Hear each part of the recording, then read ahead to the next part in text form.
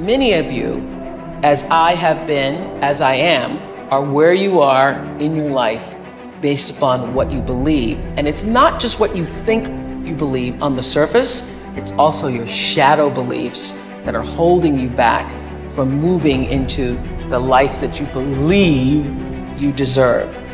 You have to believe you deserve to win. And sometimes it's not just that we think we're good, but that we've done so much, we must be worthy of winning. And sometimes it's not just who we are that we need to believe in, but what we've done. That sometimes you've got to outwork everybody.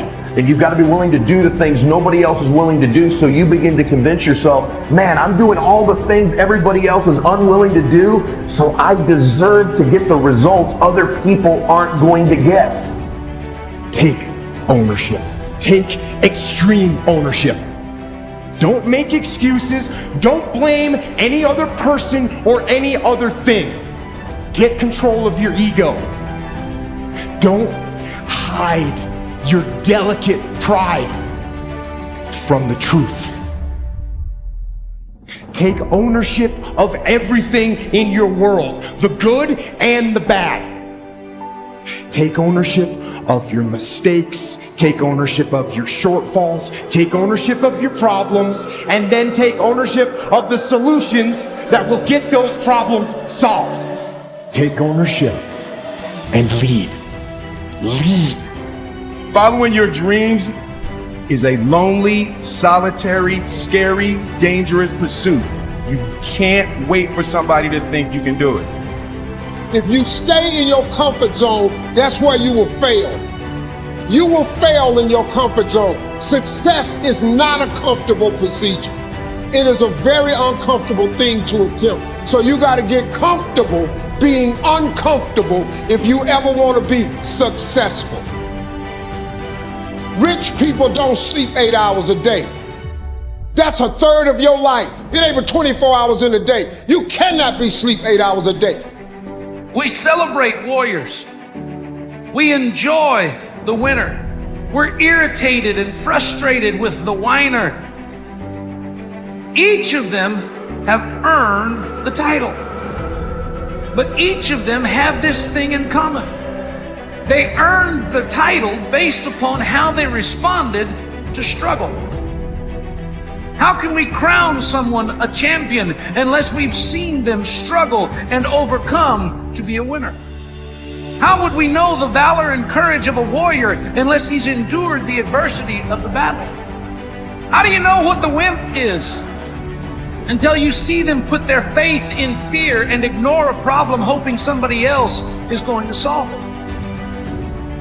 In this life, there is going to be struggle, and when they come, what will you do? What role will you play? Will you engage like the warrior? Will you complain like the whiner? Will you ignore it like the wimp? Or will you be what God created you to be, which is the winner?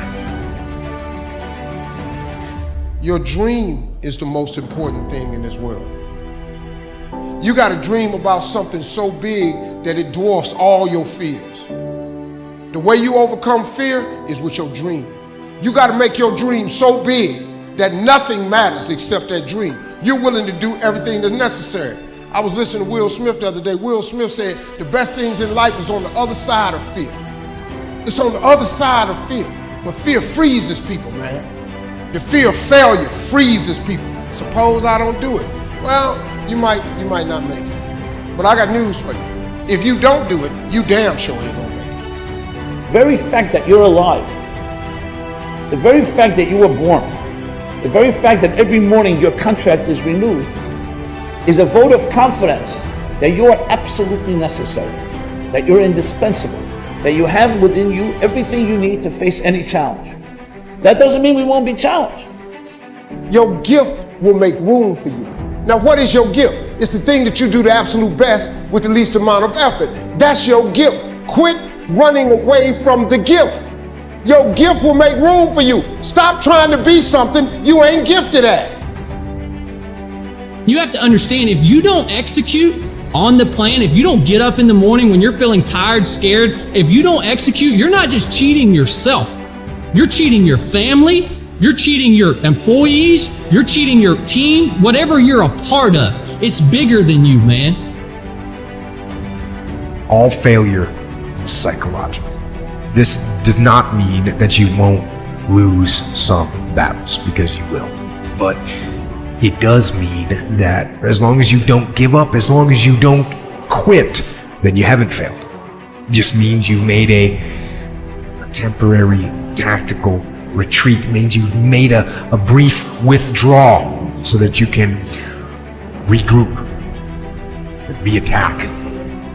Don't die with this gift and don't never use it. All of y'all got this wonderful gift, but you gotta use it. Some of you are not successful because every single time you run up against a trial, every time you run up against a tribulation, you stop. There is no getting around. Ain't no elevator to the top. You got to take the stairs. Stop trying to do everything the short way. Stop trying to figure out the easy way. You got to get messed up sometime. The elevator don't go to the top, man. Not in the world of success. You got to take the stairs. You got to understand that success, you can't Google success. I want to talk to you today about the power of I am. What follows these two simple words will determine what kind of life you live. I am blessed, I am strong, I am healthy, or I am slow, I am unattractive. The I ams that are coming out of your mouth will bring either success or failure. All through the day, the power of I am is at work. We make a mistake. I am so clumsy. We look in the mirror. I am so old. We see somebody very talented. I am so average. Many times we use the power of I am against us. We don't realize how it's affecting our future. Here's the principle. What follows the I am will always come looking for you. Stop complaining and do me a favor. If you want to make a difference, all you got to do is one thing. This is how you get started. You want something different? Listen to me. All you got to do is make a decision. That's it. See, when you begin to understand and acknowledge your fear, and you go forth anyhow, you go forth in a spirit